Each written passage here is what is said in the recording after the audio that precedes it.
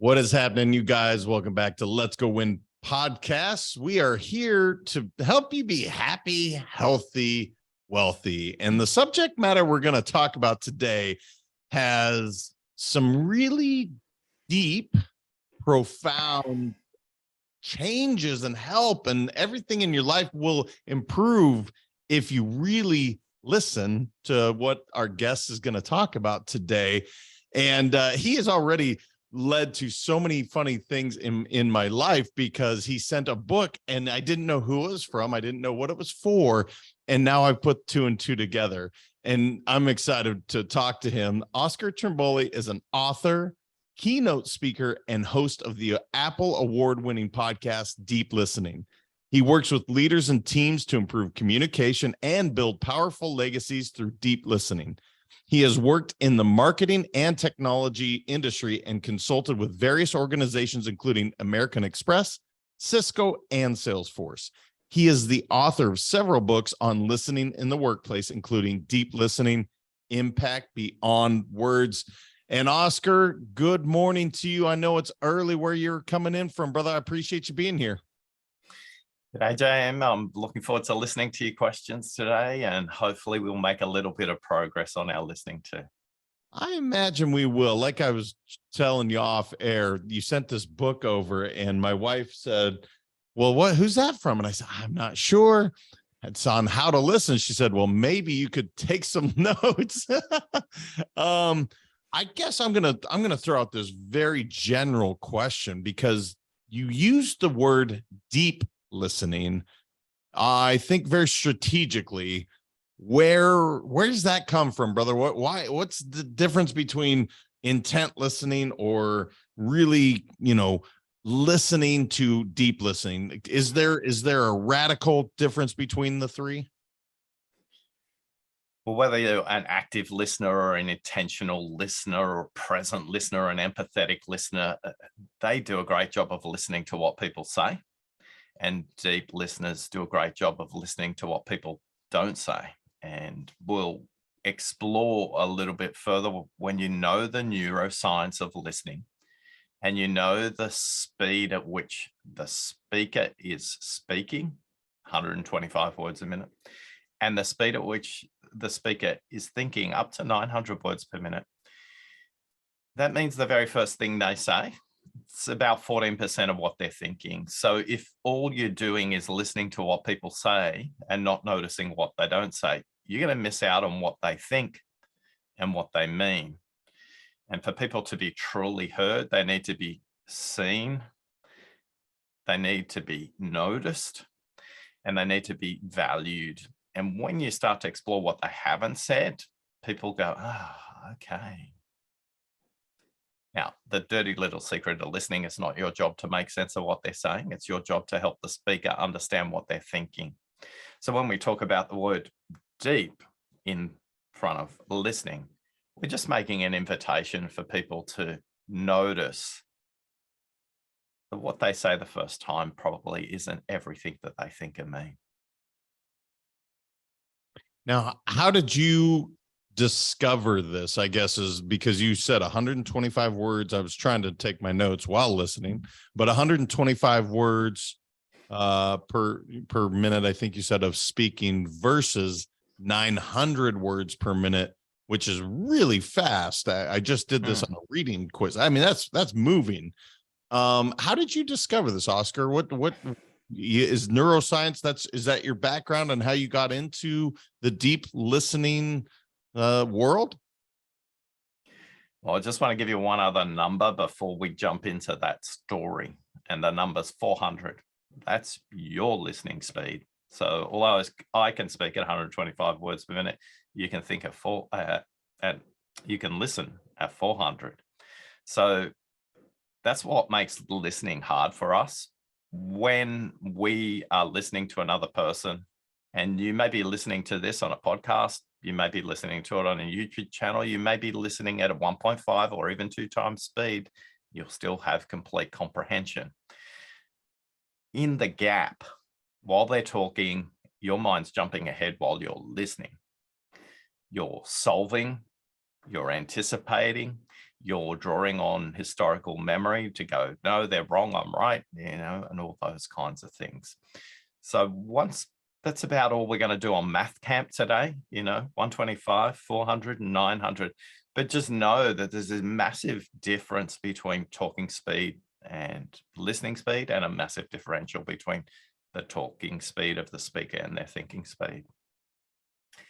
So to know the story of how this kind of came about, we have to zoom into a boardroom in April 2008. And it's the annual budget setting meeting. I was a marketing director at Microsoft at the time, and we have 18 people on a video conference, some people in Seattle, some people in Singapore, and some people in Sydney, where I'm from. And these meetings are renowned, JM, for going well over time. This meeting scheduled for 90 minutes, and lots of people beavering away in spreadsheets in the background while a lot of people are talking. There's a lot of theater about the process of budget setting, because if you get it wrong, people will lose their jobs. So there's a lot at stake. Now, at the 20-minute mark, my vice president sitting across the table from me, she says, "Oscar, I need to see you immediately after this meeting." I did not listen to another word for the rest of the meeting. All I did was take out a piece of paper and figure out how many weeks of salary have I got left in the bank account, because Tracy's never said that, and I'm probably going to get fired. Now, miraculously, the meeting finishes early, finishes at the 70-minute mark, 20 minutes ahead of schedule. And as everybody leaves, Tracy asked me to close the door. I go, okay, it's coming. So as I walk back towards her and I'm about to sit down, she says, "You have no idea what you did at the 20-minute mark, do you?" And I thought, wow, I'm getting fired and I don't even know why. I sat down and Tracy looked me in the eye and said, "Oscar, if you could code how you listen, you could change the world." And in that moment of profound listening on Tracy's part, JM, the only thing I was thinking in my mind was, woohoo, I haven't been fired. I did not hear any of the blah, blah, blah, profound listening, change the world, none of that stuff. Because you see what happened, because I wasn't listening in the meeting, I got the biggest uplift in my budget ever, because I wasn't listening in the meeting. So in that moment, somebody noticed how I listened. And since then, I've been honoring Tracy's request, because the difference between hearing and listening is action. And I've been taking action, not to code how I listen, but code how to make listening useful for people. So we've got a listening quiz that you can take. It's a 7-minute quiz at listeningquiz.com. We've written 3 books. We've got hundreds of interviews with workplace listeners, like air traffic controllers, like judges, negotiators, journalists, just to give everybody a different perspective on listening. But we also interview deaf people. We also interview blind people to understand how they process the world differently as well.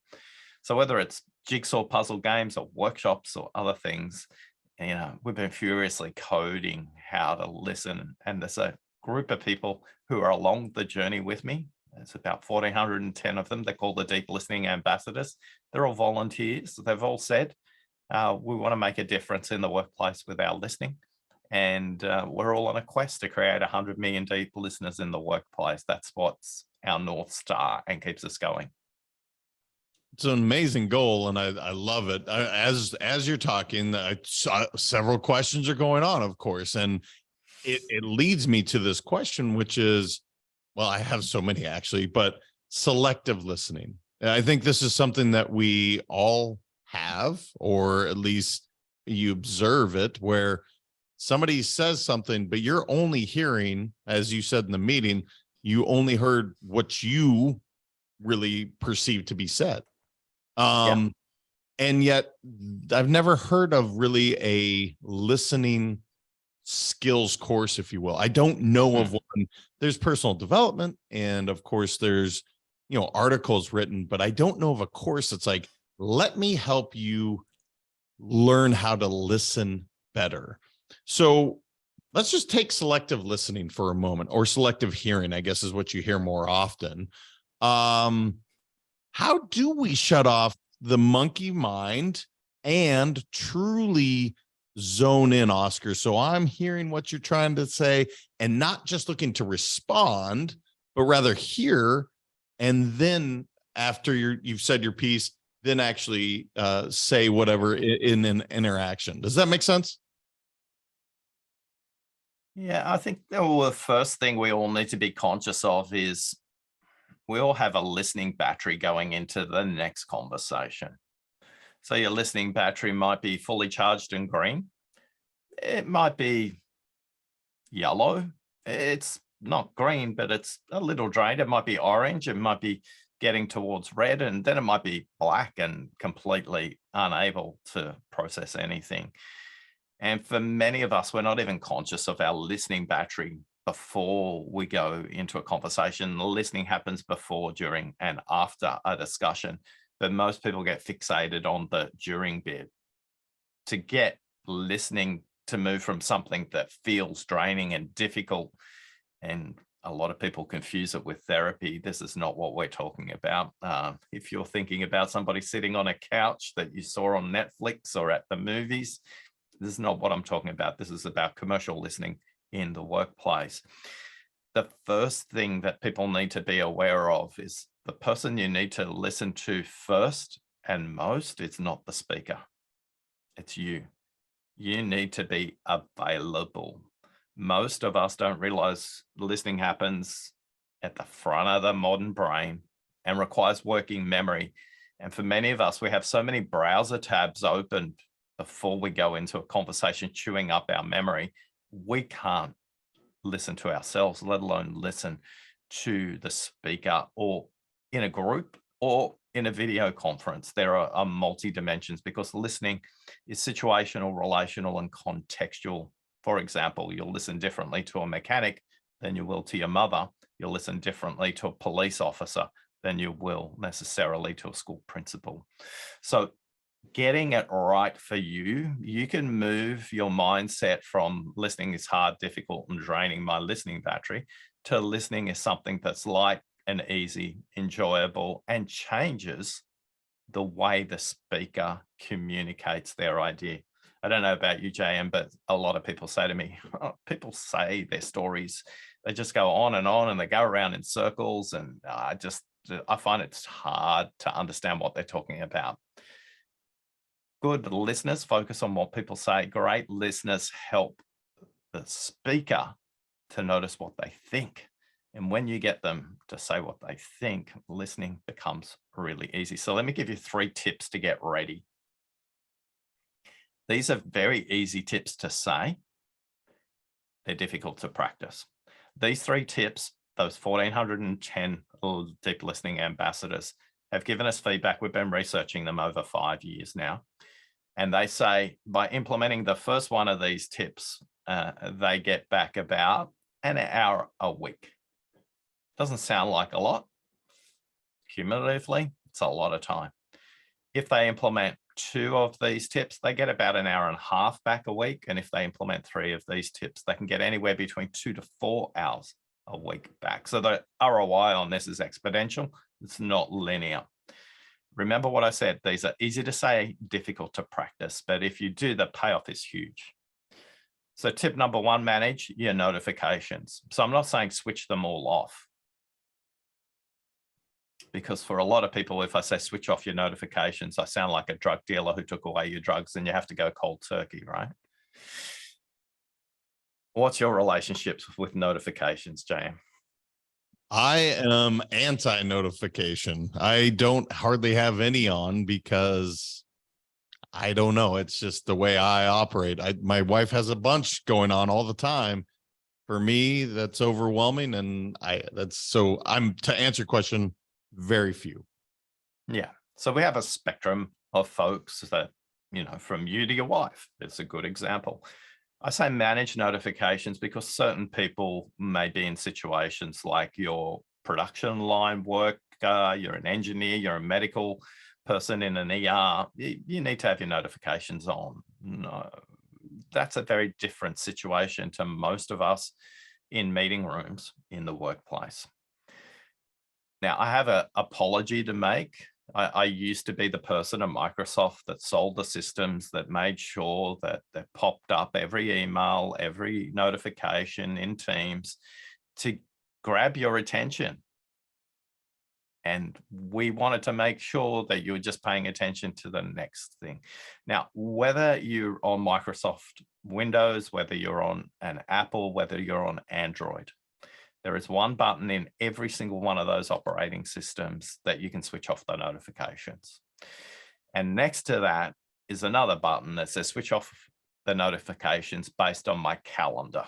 Yeah. So if you're in a meeting or you're scheduled for a meeting, no notifications will pop up while you're in that meeting. I would encourage you to just go and find that setting and switch it on, so you never have to worry about notifications again while you're in a meeting. So tip number 1, manage your notifications. Tip number 2, drink a glass of water before every conversation. And depending on the length of the conversation, you should be drinking a glass of water roughly every 30 minutes. Now, we say this because it's a very simple physiological signal you're sending just here around your lungs and your heart.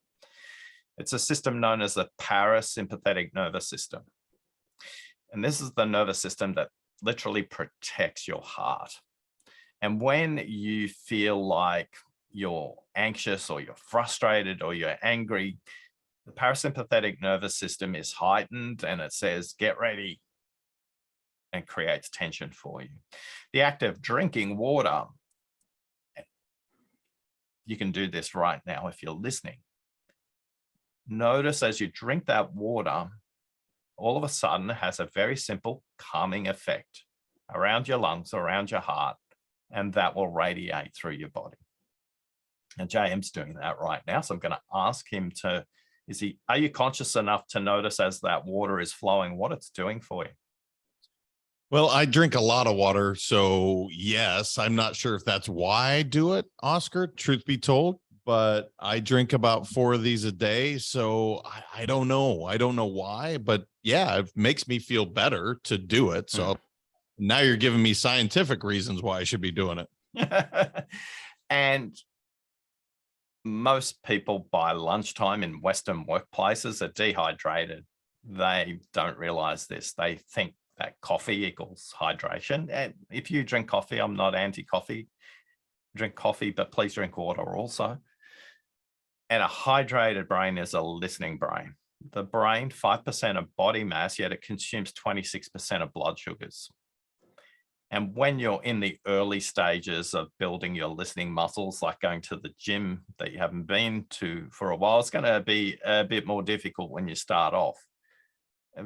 The more you practice, the less you'll sweat, the easier it will be to build up to level. So tip number 2, drink a glass of water, and drink a glass of water every half an hour in the conversation. And if you're the host of a meeting of any kind, whether that's online or offline, face-to-face group or one-on-one, please have water available for the other people in the meeting. And if you're doing it virtually, just your act of drinking will send a signal to the other people. That's okay. And on average, I would signal in workshops that I do online, I'm signaling every 15 minutes to go, okay, now's a great time to take 30 seconds, grab a glass of water. It brings you present to your body, and it helps again to shut down those extra browser tabs. Tip number 3. So just a quick reminder, tip number 1, manage your notifications. Tip number 2, drink the water. And tip number 3, 3 deep breaths. In through your nose, down to the bottom of your diaphragm, and then out through your mouth. Most people not even conscious that there's a correct way to breathe.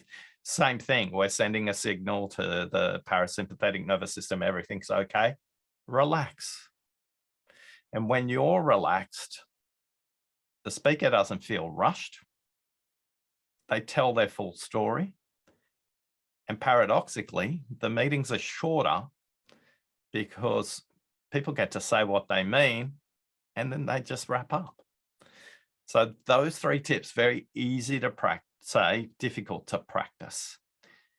Some of the people we work with have put a watch on the other hand for the period of time they're trying to practice to create a cue for them that they're building a new habit. Some people change the screensaver on their phone if they use that as their clock, as a way to remind people to do those 3 basic things. Now, I've got 3 bonus tips if you think you're a ninja and you're a black belt in all of those. When you do these 3 things, you arrive at a meeting ready, and the other person will change the way they communicate.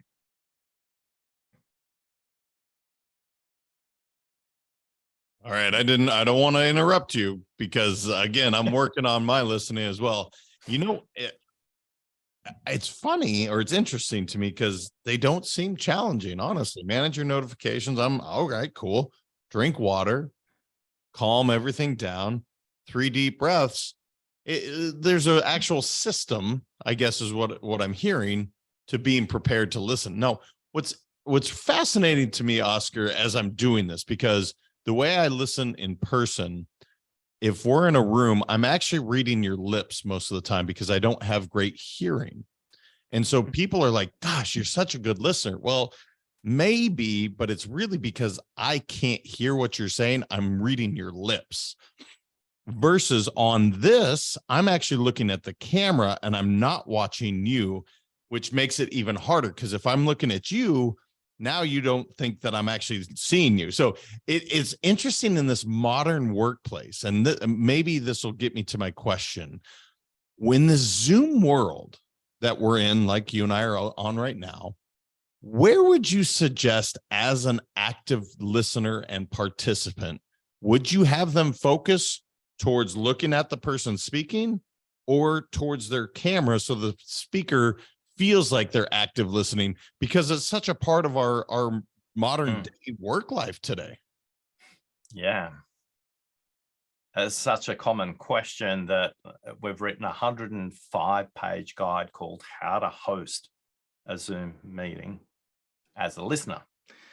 And we've got hundreds of very specific and prescriptive tips about this. Now, I'm going to come back to that in a sec. I want you to put a pin in that, but I want to come back ever so slightly to a part of the conversation where you talked about a consciousness that most people aren't aware of.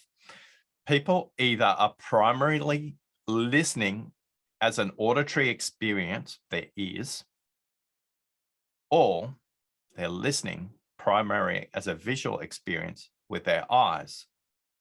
Now, the easiest way to notice which one you prefer is, if you're listening on the podcast, just close your eyes and listen to the next couple of minutes and notice whether this is easy for you or difficult. Same on the YouTube channel. If you're watching, just for the next 5 minutes, either put it in a completely different tab and play it in the background, or close your eyes. Now, 2 things will typically happen here, JM. People go, oh, yeah, that was easy. Their eyes are closed. It was easy.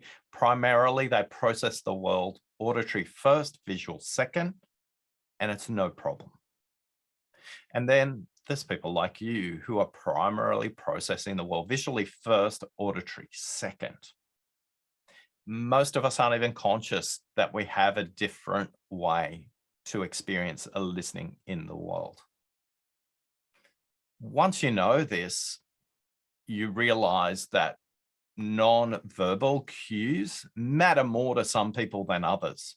So some people will say, gee, I really get frustrated with Zoom, Oscar. I've lost all the non-visuals, non-verbal, all those visual cues I got in face-to-face, they're gone in video. They're telling me they primarily process the world visually first, auditory second. Other people go, oh, I love Zoom. I can just click from one meeting to the other. Listening's really easy.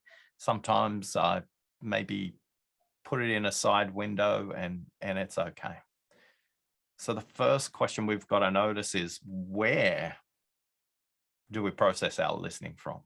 Now, once we know this, we can come to your Zoom question. But thinking about the people you work with, the JM, thinking about your clients, thinking about the people around you, just knowing that some people are going to process visual versus auditory, what's that got you thinking?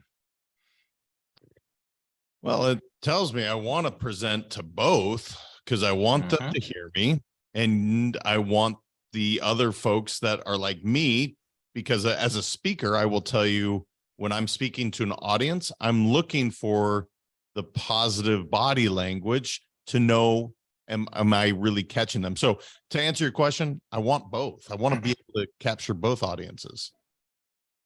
And a speaker who primarily processes the world auditory will say, I'm really listening for the audience's reaction, right? So again, just in those simple language cues, you'll notice where folks are coming from.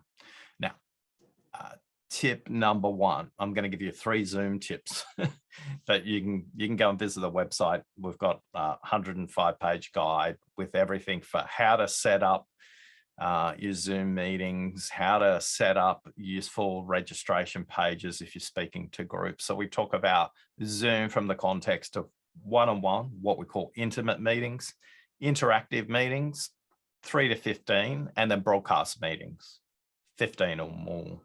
So we layer all the tips based on those particular contexts, and we do that before, during, and after the Zoom as well.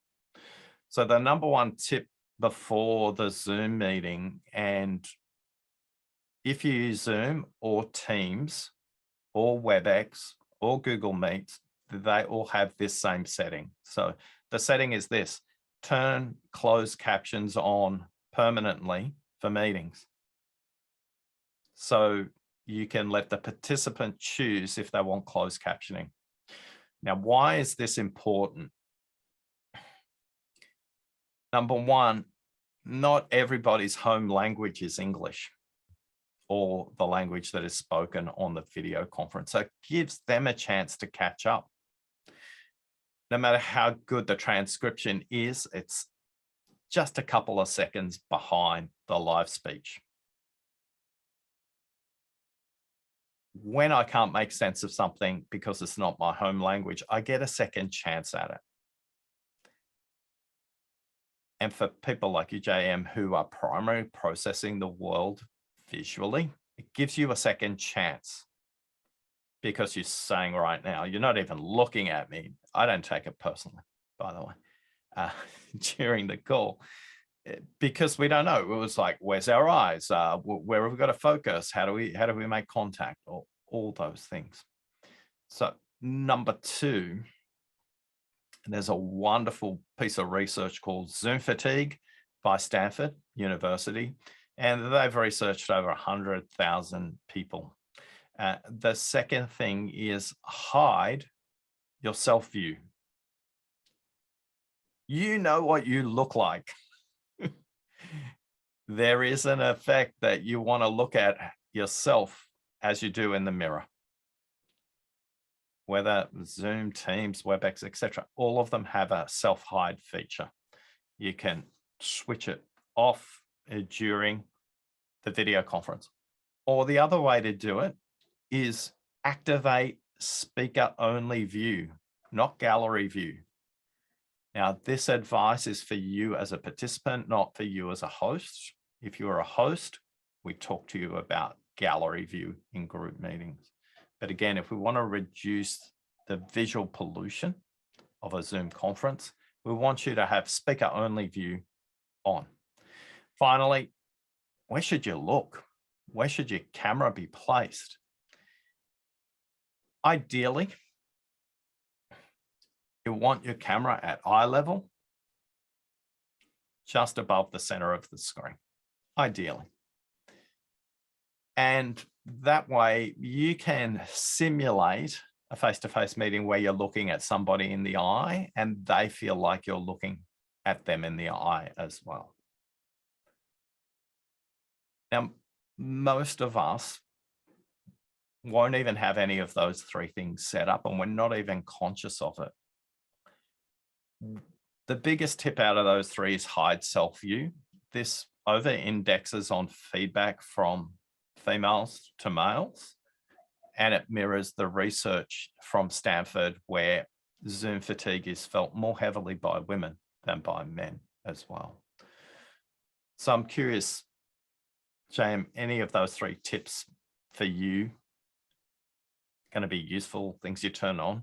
Brother, I had no idea there was closed captioning. I'm putting it on immediately because when I watch a movie or TV, I do. And it's not even when I can hear it, I've found it more enjoyable because I like to hear or I like to read all of the dialogue. I miss things otherwise that maybe someone with better hearing picks up.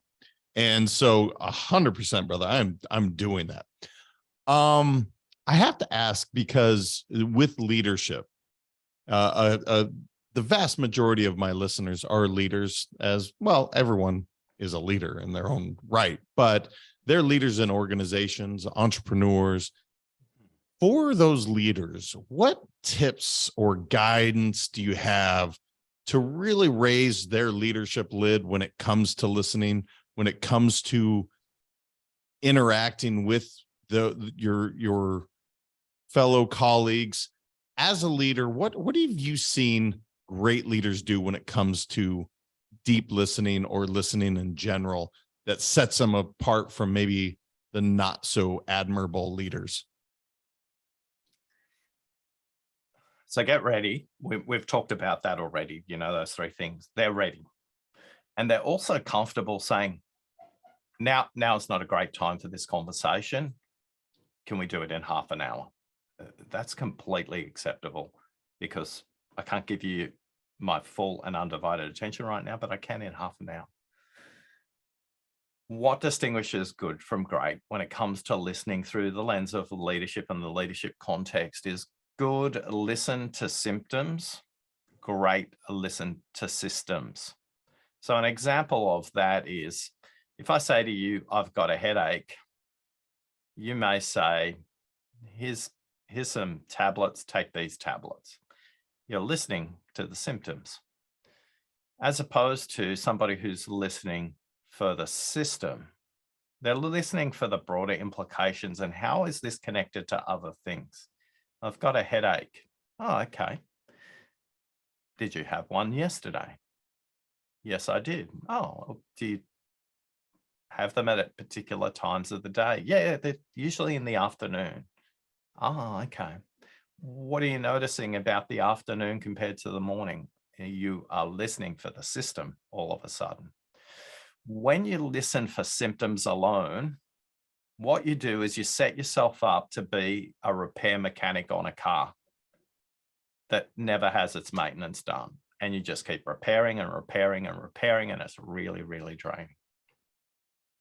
As opposed to when you're listening for systems, you're not listening for why did the car break down. It's like, in what conditions did this happen? And in our businesses, whether we're winning or losing customers, whether we're launching products or offerings, whether we're trying to hire staff or keep them, it's the managers who listen beyond the words, who start to listen to how to connect things together. These are the leaders, these are the owners, these are the entrepreneurs that are going to make a bigger difference. In that context, many people get obsessed about listening to what people say rather than notice what they mean. And when it comes to our listening, I'd love everybody to come with me to a conversation I had with Christopher and Jennifer, who live in Minnesota. And Christopher came home from school. He was in junior school. He was very excited. He came home. He said, Mummy, today I learned maths and I learned that 3 is half of 8. Now, Jennifer thought she misheard him. Jennifer's Christopher's mum. And she said, oh, honey, could you say that again? And he said exactly the same thing. I learned that 3 is half of 8. She scratched her head. She went to the kitchen cupboard and she got a pack of M&Ms out of the cupboard, and she laid out the M&Ms on the kitchen bench top, like little chocolate soldiers facing each other, 4 by 4. 4 chocolate M&Ms facing each other on one side, 4 on the other. And she picks up Christopher and asks him, count how many chocolate soldiers. How many M&Ms over here? 4, mummy. How many M&Ms over there? 4, mummy. With that, Christopher, he leaps off the bench. He goes to the corner cupboard, grabs a piece of paper and a Sharpie. And on this piece of paper, he draws the figure 8 with a black Sharpie. What he does next is he folds the piece of paper in half for his mum, and then he folds it back on itself, and he tears the piece of paper in half and shows his mum 2 perfectly formed 3s.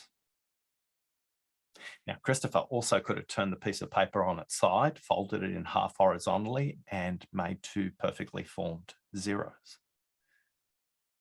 For many of us, we are listening through the lens that says you're wrong, 4 is half of 8, 4 is half of 8, 4 is half of 8, because we're listening to the symptom, what people are saying, rather than the system and what people are meaning. If you can operate in a space where you come into a conversation and you're ready, and you can invite the possibility that there are many answers to the same question, your business can be more profitable, your staff can be happier, but more importantly, your customers will refer you, because unlike others, you not only hear what matters to them, but you listen to what they mean. They feel heard and they feel valued, and they can't help but want to refer you and your organization to other people.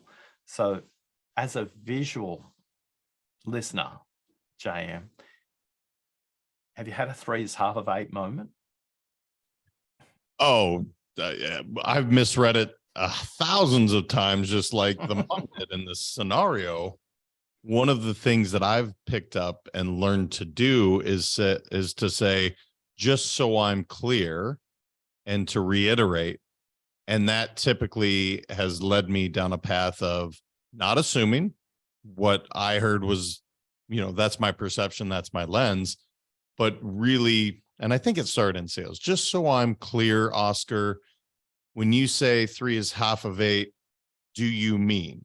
And then say that seems to help. But yeah, to answer your question, I've been the mom thousands and thousands of times in my life. And I think we all have, and there are very big barriers to how we turn up to listen. So the first one is system versus symptoms. The bonus one I'll give you is managers tend to listen for similarity, and leaders, owners, and entrepreneurs listen for difference. So it's not similarities or difference. They can listen for both.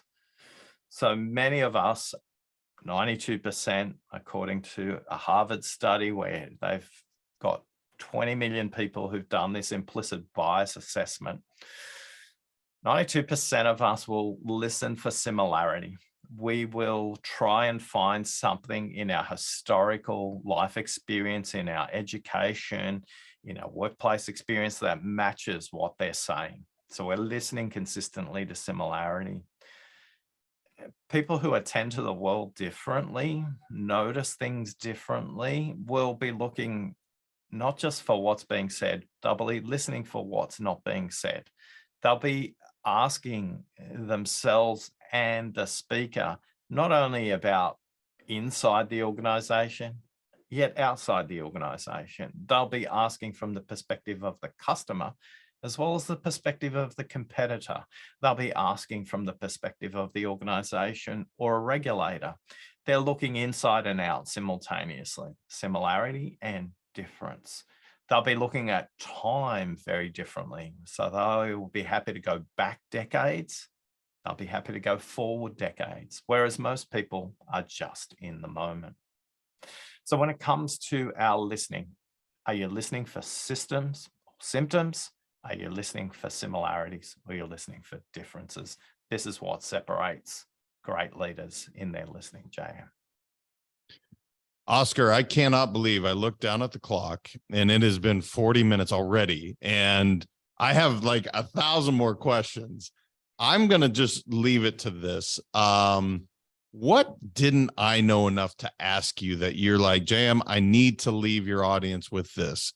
Something that I should have known, but I didn't because I was consumed with your tips. I think it's amazing. There's so much value here. But what haven't I asked you that you want to make sure to leave with the audience before we start to wrap up?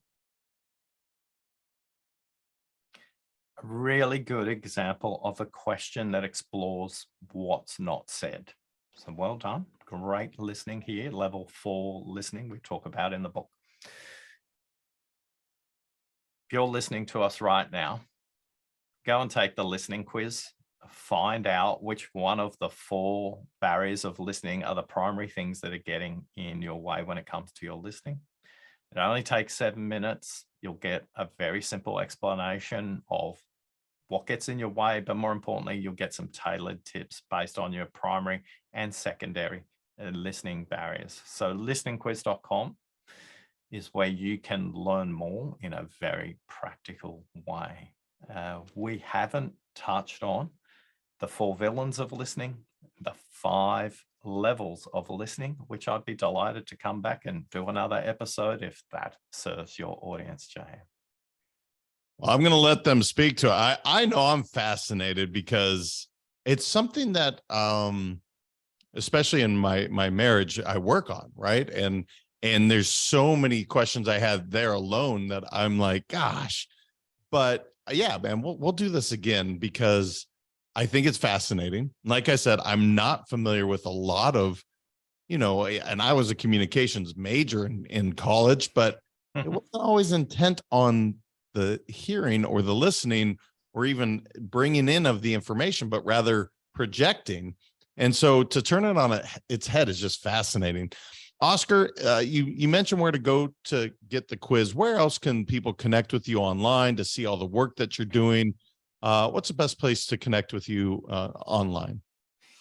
As much as I'd love people to connect with me, connect with yourself at listeningquiz.com. There will be pointers in there if you want to get in touch with me. But my joy would be if you became one of those 100 million people that were on a quest to create deep listeners in the workplace and just take the listening quiz and discover what can move you from an unconscious listener to a deep and impactful leader. I think it's amazing. Thank you for the book. Now that I know who sent it. And additionally, brother, thank you for being here and sharing such something that affects all of us. I mean, literally all of us do this, whether we do it well or we're intentional about it or we're not the best listeners, we can all improve. So it's just fascinating, brother. And I just appreciate you being here. Oh, you've given me the greatest gift of all today. You've listened to me. So thanks for listening. It's truly my pleasure. You guys, please share this. He said 100 million. I'm not sure. I didn't ask him where they're at, but I know that is a tremendous goal that I want to support. Every single person listening to this episode knows someone that they're like, oh, I want them to hear this.